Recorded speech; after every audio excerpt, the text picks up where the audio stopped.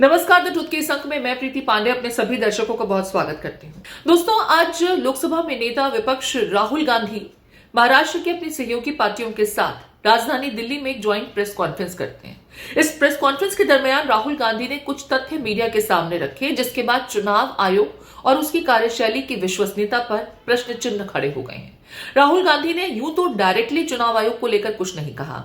हालांकि चुनाव आयोग में बीते दिनों जब चयन की बात हुई थी तो आयोग में कौन से चेहरे शुमार होंगे उसकी प्रक्रिया का जिक्र शुरुआत में उन्होंने जरूर किया, लेकिन उसके बाद डायरेक्टली चुनाव आयोग पर कोई भी आरोप न लगाते हुए राहुल गांधी ने कुछ तथ्य महाराष्ट्र चुनाव से जुड़े हुए साझा किए। और अगर इन तथ्यों पर गौर फरमाएं तो राहुल गांधी की बातें तार्किक नजर आती हैं और ऐसा लगता है कि महाराष्ट्र चुनाव में हो न हो कुछ तो गलतियां हुई हैं। अब ये गलतियां किसी ने जाने अनजाने में की या सिस्टम एरर है या कुछ और, इसका फैसला हम आप पर छोड़ेंगे। लेकिन राहुल गांधी सबसे पहले अपने एलिगेशंस के साथ क्या कुछ कहते हैं ये आपको सुनाना बहुत जरूरी है।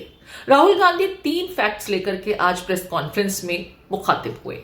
पहले पॉइंट में राहुल गांधी ने दावा किया कि महाराष्ट्र में साल 2019 से लेकर के 2024 के बीच में वोटर्स लिस्ट में जो लोग ऐड हुए उनकी संख्या 32 लाख थी, लेकिन आखिर के 5 महीने में यह संख्या बढ़कर 39 लाख हो जाती है। यानी कि 5 साल में जितने वोटर्स इस लिस्ट में ऐड नहीं हुए उससे बड़ी तादाद में वोटर्स आखिर के 5 महीने में अचानक ऐड हो जाते हैं। राहुल गांधी यही नहीं रुके। राहुल गांधी ने इसके बाद चुनाव आयोग की सूची में महाराष्ट्र के कुल वोटर्स की संख्या और महाराष्ट्र की जो आबादी है उसको लेकर के एक फैक्ट सबके सामने रखा। जरा दोनों पॉइंट्स हम आपको सुना देते हैं कि राहुल गांधी किस तरीके से चुनाव आयोग की इस चूक पर अब बड़े सवाल खड़े कर रहे हैं। सुन लीजिए कि महाराष्ट्र के चुनाव में हमारी एनालिसिस के बाद वोटर लिस्ट पे कोई सवाल उठे हैं। मैं आज हिंदुस्तान के युवाओं को यह डेटा दिखाना चाहता हूं। सबसे पहला सवाल, 5 साल में जितने वोटर लिस्ट में ऐड किए गए थे उससे ज्यादा वोटर महाराष्ट्र में 5 महीनों में ऐड हुए हैं। 32 लाख वोटर्स विधानसभा 2019 एंड 2024 के बीच में। 39 लाख वोटर्स मतलब हिमाचल का जो पॉपुलेशन है वो ऐड कर दिया लोकसभा 2024 एंड विधानसभा 2024 के बीच में। यह पहला सवाल है। ये जो एडिशनल वोटर्स ऐड किए हैं ये हैं कौन,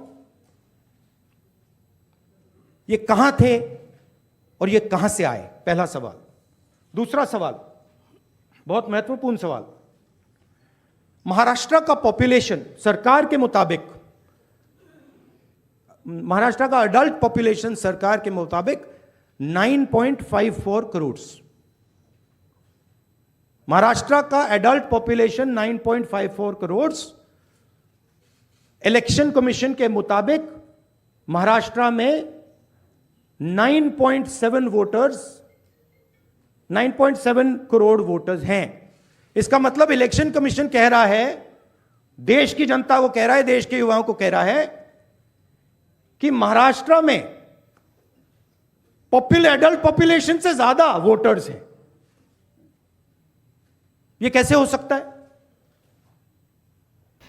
तो वाकई हैरानी की बात है कि जिस राज्य की कुल आबादी जितनी नहीं है उससे ज्यादा वहां की मतदाता सूची में शामिल है। अब ये वोटर्स कहां से पैदा होते हैं, ये वोटर कहां से आए, इन्हें कौन लेकर के आया, और क्या जो आखिर के 5 महीनों में वोटर्स ऐड हुए हैं उसमें कहीं कोई साजिश है, कहीं कोई षड्यंत्र है, इस ओर ही राहुल गांधी इशारा करते नजर आए। लेकिन राहुल गांधी यही नहीं रुके हैं। राहुल गांधी ने इसके अलावा महाराष्ट्र की ही कॉन्स्टिट्यूएंसी का जिक्र किया। लोकसभा चुनाव में इस कॉन्स्टिट्यूएंसी में उनके कैंडिडेट को कुल 1,34,000 वोट मिले, जिसके बाद वो जीत गए थे।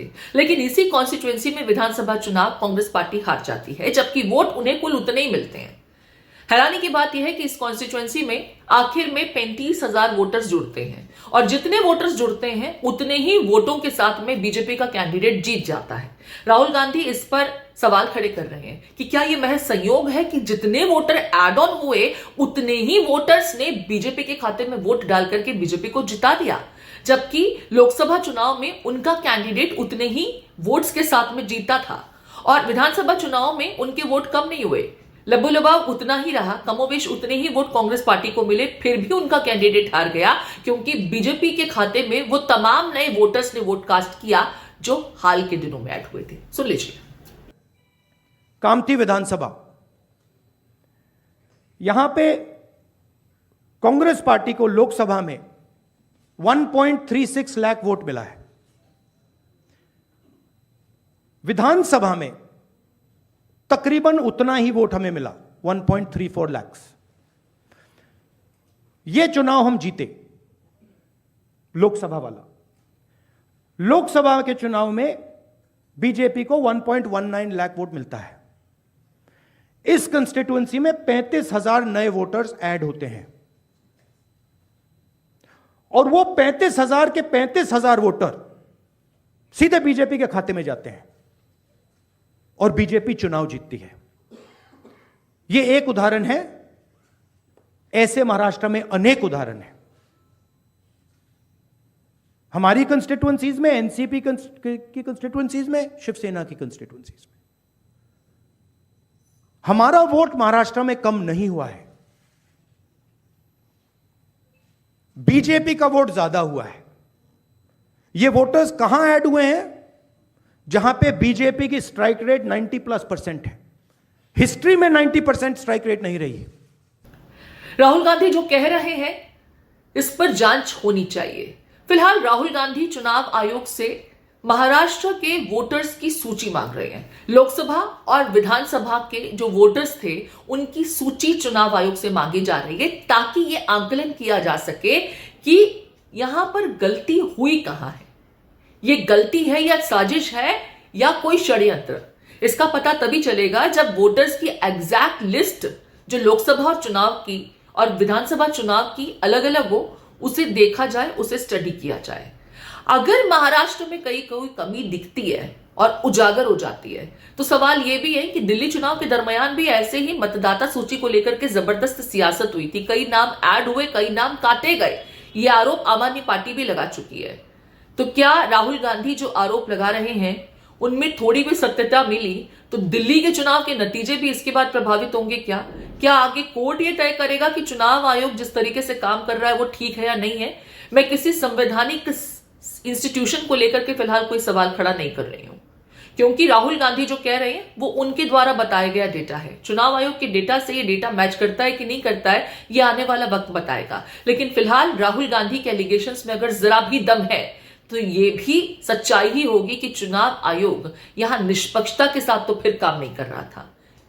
कोई चूक या साजिश, इसका जवाब आपकी तरफ से हम उम्मीद कर रहे हैं। आपके कमेंट्स का इंतजार रहेगा।